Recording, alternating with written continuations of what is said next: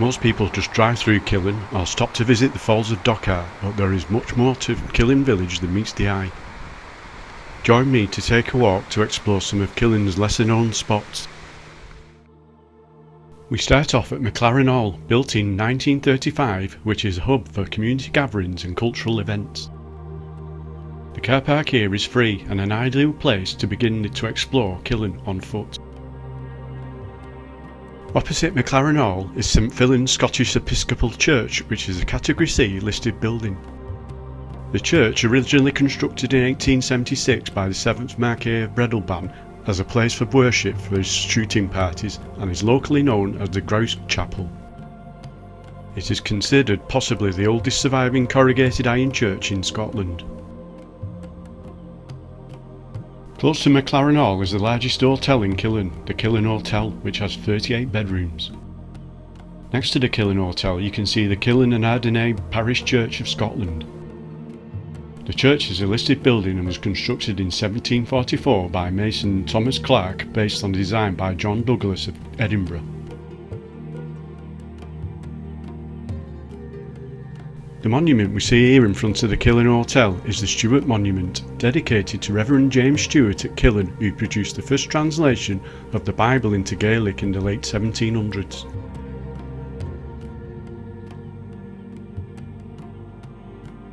About 10 minutes walk north of the Killin Hotel we make a right turn into Pier Road to cross the Rivers Dochart.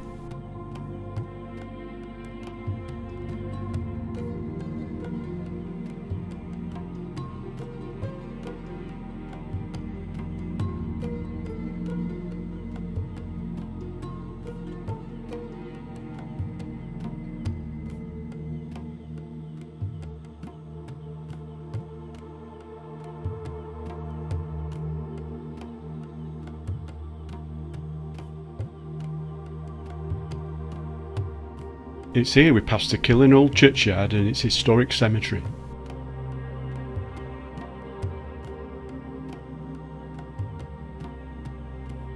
The cemetery grounds contains traces of an old church and commemorates 3 casualties from the First World War.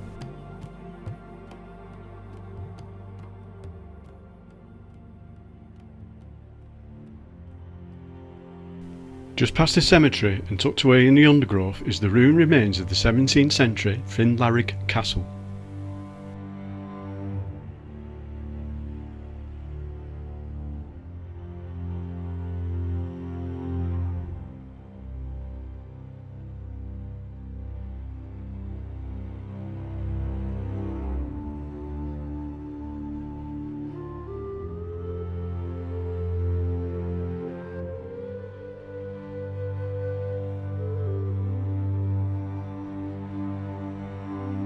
It was built in 1629 by Black Duncan Campbell of Glenorchy, which is now in a dangerously ruinous condition as seen by the notices. Here there is a stone-lined rectangular pit. Legend has it was used for the beheading of prisoners of noble blood. Commoners were hanged on a nearby oak tree. Ahead we see the graves of Sir Gavin Campbell, the 17th Laird of Glenorchy, buried in 1922, and the 4th Marquess of Breadalbane was buried nearby, to be followed by his wife, Lady Alma Graham, in 1932.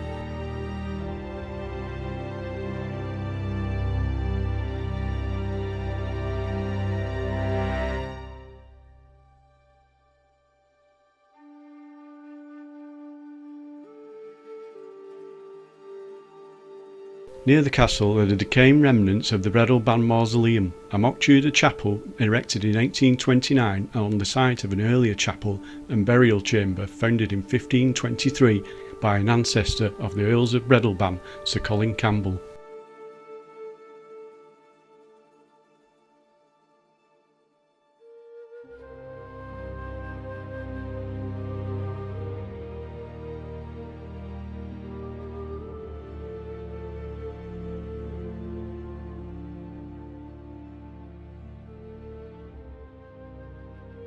A 10-minute walk from Finlarig Castle takes you to the side of Loch Tay.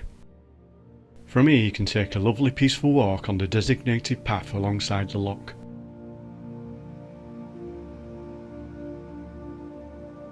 The start and end of the walk by the shores of Loch Tay connects the Old Killin Railway track bed. The old track bed is now a peaceful walking and cycle path. Here we are presently stood on the old railway bridge crossing the River Lochay.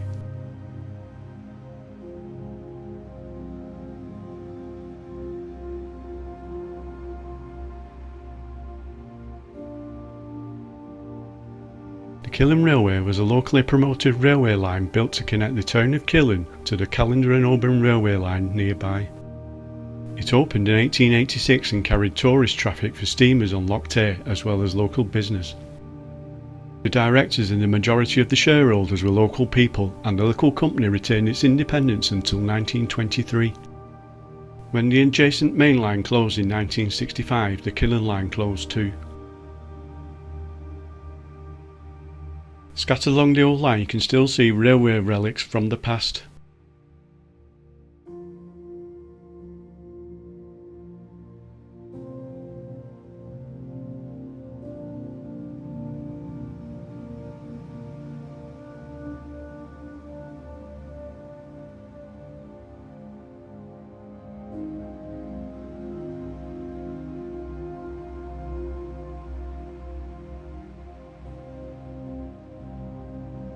Here is where Killin Railway Station used to be. Nothing of the station now remains, and there is public toilets on the site. The station comprised of a single platform and 3 sidings on the west side of the line.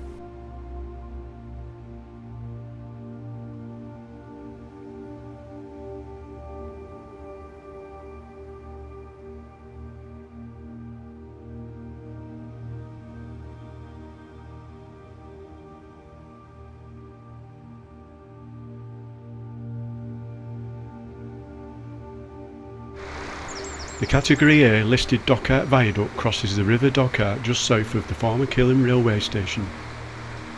It was completed in 1885 by contractor John Best after the original contractor A&K MacDonald went bankrupt due to inexperience with concrete construction.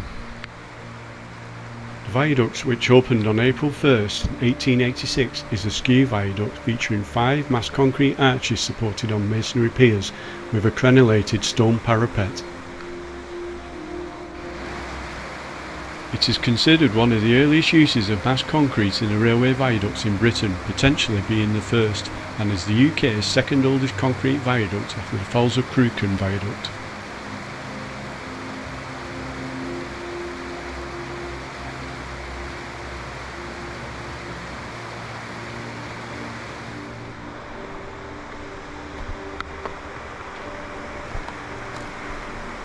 Here we are on the top of the Dochart Viaduct looking down on the River Dochart.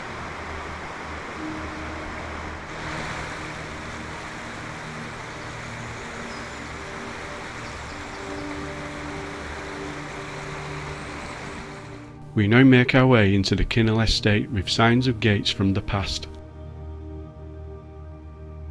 This takes us through this lovely tree-lined avenue on the way to possibly the oldest monument in Killin.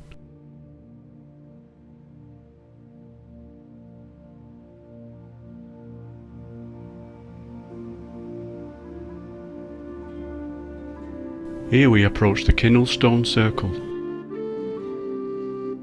The Kinnell Stone Circle dates from 2000 to 3000 BC, a period spanning the later Neolithic and early Bronze Age. The monument is a well-preserved example of a stone circle consisting of 6 upright slabs ranging in height from 1.4 metres to 1.9 metres.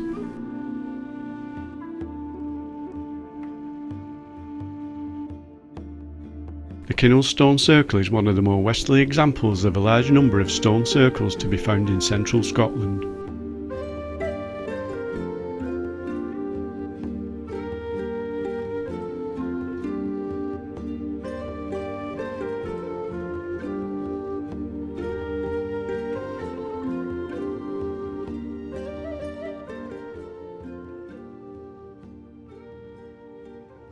Just outside the Kinnell Estate is the Falls of Dochart Inn, which was originally a blacksmith forge from the 1700s before being converted into the hotel and restaurant we see today.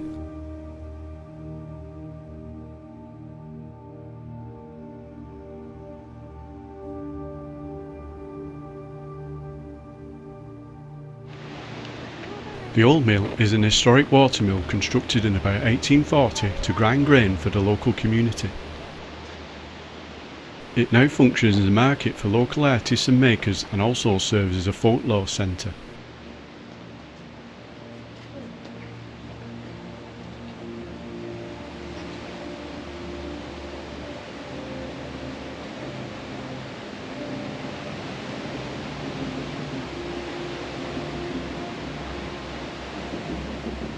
The working water wheel is a central feature highlighting the building's history as a grain mill and later as a tweed mill.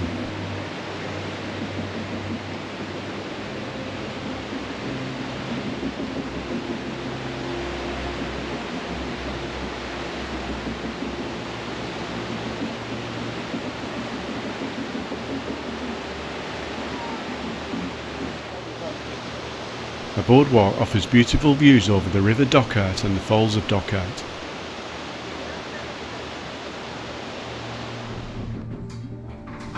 Here we are inside the Old Mill.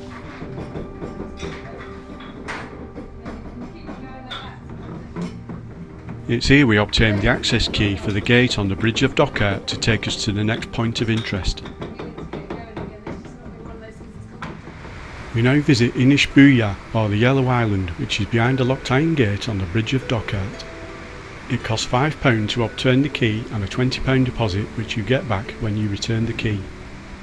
This makes for a peaceful explore as you will usually get the place to yourself. Innis serves as the historic burial ground for the chiefs of the clan Macnab. The chief gifted Innis to the Macnab Memorial Trust in 1987. The processional pathway was created in the late 18th century and the island's use as a burial site may date back to the medieval period. There is also evidence of older earthworks including ramparts and ditches which suggest the island was used for defensive purposes during the Iron Age. The burial ground sits on the east side of the island within a walled enclosure. The pillars in the entrance wall and arches, together with the burial enclosure, are listed as being of Category B historic interest by Historic Scotland.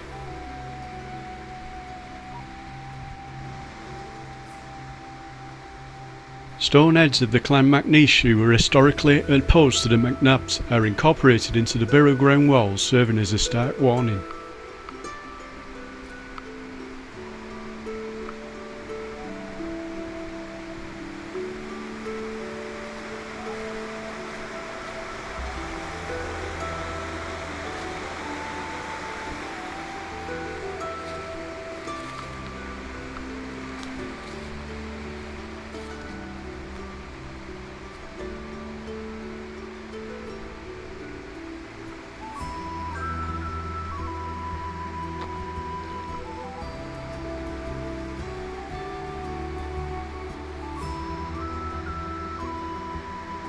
There are 15 graves within the enclosure, 9 of which belong to the clan chiefs.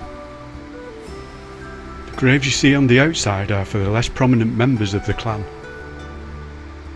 The oldest known burial on the island is that of Finlay Macnab in 1534.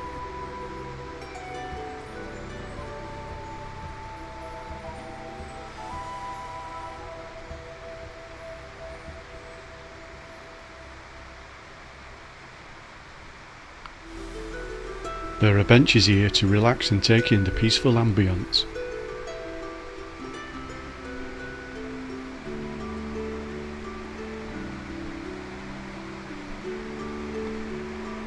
However, off the back is a steep banking down to view the River Dochart. Here is a great point to chill out listening to nature and the flowing waters of the River Dochart.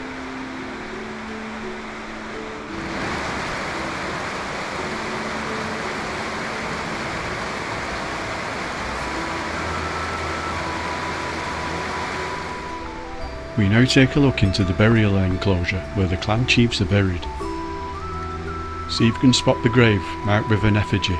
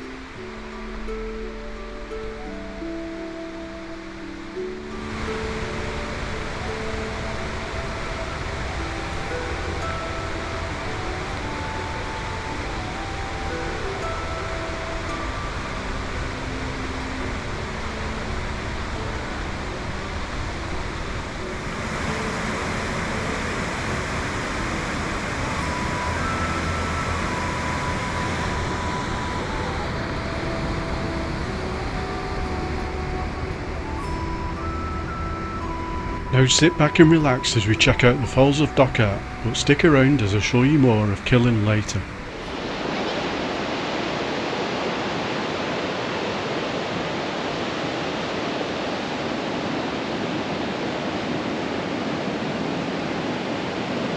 In the distance here you can see the hills of the Termachan Ridge. I was hiking up there a couple of years ago looking down on Killin. I have left a link to that video in the description below if interested.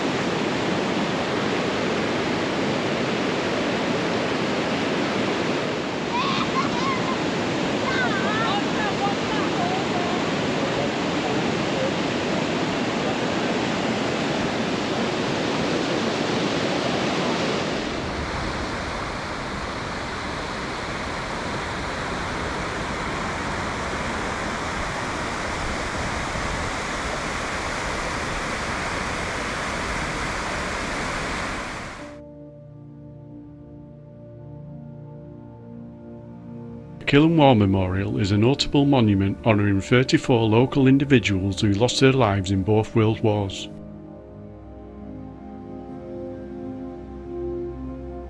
It features a striking figure of a kilted Highlander atop a rustic stone column and is located near the Falls of Dochart, making it a meaningful stop for visitors exploring the area.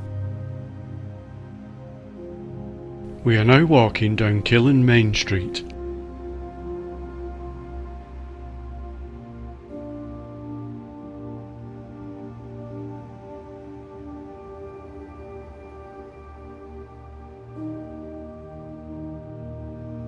Killin still has an old vintage red public telephone box.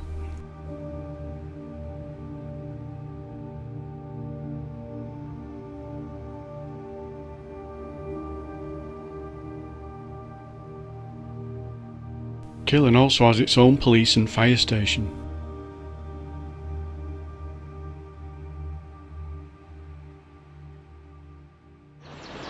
However, when visiting Killin, beware of the beaver.